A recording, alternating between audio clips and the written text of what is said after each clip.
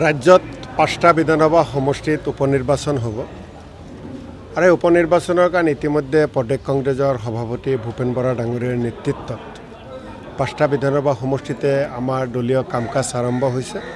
আজি ৰাতিপুৱা মই চিৰাং জিলাৰ যিটো উপনিৰ্বাচন হ'ব তাতে উপস্থিত হৈছিলোঁ, যি বিধানসভা সমষ্টি চিডলি, আৰু এতিয়া বঙাইগাঁও বিধানসভা সমষ্টিত উপস্থিত হ'লোঁ। ইয়াতে আমাৰ জিলা কংগ্ৰেছৰ সভাপতি ডাঙৰীয়া আৰু আমাৰ বিধায়ক, আমাৰ সতীৰ্থ বিধায়ক বাটেন খণ্ডকাৰ ডাঙৰীয়া আৰু বঙাইগাঁও বিধানসভা সমষ্টিৰ আৰু বঙাইগাঁও জিলাৰ জ্যেষ্ঠ নেতৃবৰ্গ উপস্থিত আছিল। আহি থকা উপনিৰ্বাচন আমি কেনেকৈ খেলিম, কেনেকৈ যুঁজ দিম, আমাৰ সাংগঠনিক দিশসমূহ আমি আৰু কেনেকৈ ভাল কৰিব পাৰোঁ তাৰ বিষয়ে কথা বাৰ্তা পাতিলোঁ আৰু যথেষ্ট আজি উৎসাহ উদ্দীপনা দেখা পাইছোঁ আমাৰ দলীয় সতীৰ্থসকলৰ মাজত। আৰু আমি আশাবাদী যে বঙাইগাঁও বিধানসভা উপনিৰ্বাচনত এইবাৰ কংগ্ৰেছ দলৰ প্ৰাৰ্থী জয়লাভ কৰিব। প্ৰাৰ্থী সম্পৰ্কে চূড়ান্ত হৈছে? আচ্ছা, প্ৰাৰ্থী সম্পৰ্কে ইতিমধ্যে আমাৰ আজি মিটিংখনতে মই 4জন প্ৰাৰ্থী তেখেতসকলে দলে টিকেট দিলে নিৰ্বাচন খেলিব বিচাৰে। গতিকে আনুষ্ঠানিকতা হ'ব, প্ৰদেশ কংগ্ৰেছৰ ফালৰ পৰা আনুষ্ঠানিকভাৱে আবেদন কৰিব। তাৰপিছতে নিশ্চিত হ'ব কিমানজন প্ৰাৰ্থী হয়। নিশ্চিতভাৱে আমাৰ দলৰ লগত জড়িত থকা ব্যক্তিসকলেই আমাৰ প্ৰাৰ্থীসকল ছিলেকশ্যন কৰিব। বঙাইগাঁৱৰ বুথ কমিটি, মণ্ডল কমিটি, ব্লক কমিটি, জিলা কংগ্ৰেছ কমিটি, বঙাইগাঁৱৰ কংগ্ৰেছ দলৰ যিসকল কৰ্মকৰ্তা দীৰ্ঘদিন ইয়াত আমাৰ বিধায়ক নাছিল, তাৰপিছতো যিসকলে দিনে ৰাতিয়ে দলটোক শক্তিশালী কৰাৰ কাৰণে কংগ্ৰেছ দল কৰি থাকে, সেইসকলৰ পৰামৰ্শ মতে এইবাৰ বঙাইগাঁৱৰ উপনিৰ্বাচনৰ কেণ্ডিডেট ঠিক কৰা হ'ব। চৰ্চা এটা ওলাইছে যে ভোজেনজিৎ সিংহ তেওঁ প্ৰাক্তন আছু নেতা আছিলে। সেই চৰ্চাবোৰ আমাৰ মাজতো কোনো চৰ্চা হোৱা নাই, আপোনালোকে মিডিয়াই কৰিছে। নিশ্চিতভাৱে সেয়া দলৰ কিছু কথা, বাহিৰৰ কথা ক'ব পাৰি, কিছু কথা ক'ব নোৱাৰি।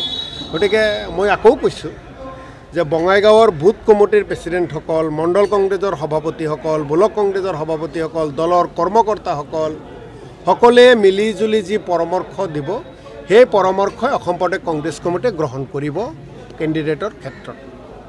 অশোক শৰ্মাই কংগ্ৰেছত আহিব বুলি এটা কথা ওলাইছে। চাওক, কেৱল অশোক শৰ্মাই নহয়, বিজেপি এজেপিৰ বহু জ্যেষ্ঠ নেতা নৰেন্দ্ৰ মোদী ডাঙৰীয়া আৰু হিমন্ত বিশ্ব শৰ্মাৰ নেতৃত্বত যে দিল্লী আৰু দিছপুৰত চৰকাৰ চলি আছে, তেখেতসকলৰ ওপৰত সন্তুষ্ট নহয়। আৰু সেইসকল নেতাই আহি থকা সময়ত ৰাহুল গান্ধী ডাঙৰীয়াৰ নেতৃত্বত দিল্লীত যে ইণ্ডিয়া জোঁটৰ চৰকাৰ হ'ব, 26ত যে অসমত কংগ্ৰেছৰ চৰকাৰ হ'ব, এই কথা তেওঁলোকে জানে। যাৰ কাৰণে কংগ্ৰেছ দলৰ লগত বহুতে যোগাযোগ কৰি আছে। নিশ্চিতভাৱে আমাৰ দলে সিদ্ধান্ত ল'ব, কাক কাক ল'ব, কাক কাক নল'ব। গতিকে আহি থকা সময়খিনিত কেৱল দলৰ সেই নেতাসকলেই নহয়, অসমৰ ৰাইজ এতিয়া কংগ্ৰেছ দলৰ লগত আছে, ৰাহুল গান্ধী ডাঙৰীয়াৰ লগত আছে, ইণ্ডিয়া মিত্ৰজোঁটৰ লগত আছে। মূল্যবৃদ্ধি যথেষ্ট হৈছে। মূল্যবৃদ্ধি আপুনি সকলো ক্ষেত্ৰতে, আপুনি মূল্যবৃদ্ধিৰ কথা কৈ বিজেপিয়ে ৰাইজৰ পৰা ভোট আদায় কৰি চৰকাৰ গঠন কৰিলে যে আমি মূল্যবৃদ্ধি ৰোধ কৰিম। কিন্তু 2014 চনৰ পৰা নৰেন্দ্ৰ মোদী প্ৰধানমন্ত্ৰী হোৱাৰ পিছৰে পৰা অসমত 2016 চনত সৰ্বানন্দ সোণোৱাল মুখ্যমন্ত্ৰী, 21ত হিমন্ত বিশ্ব শৰ্মা ডাঙৰীয়া মুখ্যমন্ত্ৰী, তেওঁলোকে চৰকাৰ চলোৱাৰে পৰা কোনো এবিধ বয় বস্তুৰ দাম কমা নাই অসমত, ভাৰতবৰ্ষত। তেওঁলোকে মানুহৰ কথা চিন্তাই নকৰে। তেওঁলোকে কাৰ কথা চিন্তা কৰে? আম্বানী আদানীৰ কথা চিন্তা কৰে। মানুহে খাব নাপায়, ডাষ্টবিনৰ খাদ্য গ্ৰহণ কৰি আছে এইখন দেশত, এইখন অসমত, এইখন ভাৰতবৰ্ষত। আকৌ আম্বানী, নৰেন্দ্ৰ মোদীৰ বন্ধু আম্বানীৰ ল'ৰাৰ বিয়াত কোটি কোটি টকা মানুহক তেওঁলোকে গিফ্ট দি দিয়ে। এই দেশ বিজেপিয়ে বনাব বিচাৰি আছে। আমি কংগ্ৰেছ এনেকুৱা দেশ নিবিচাৰোঁ যে কোনোবাই 1000 কোটি টকা বিয়াত খৰচ কৰিব আৰু কোনোবাই পৰিয়াল পোহপাল কৰিব নোৱাৰাৰ বাবে বিয়াই নকৰিব। তেনেকুৱা দেশ ৰাজ্য আমি নিবিচাৰোঁ।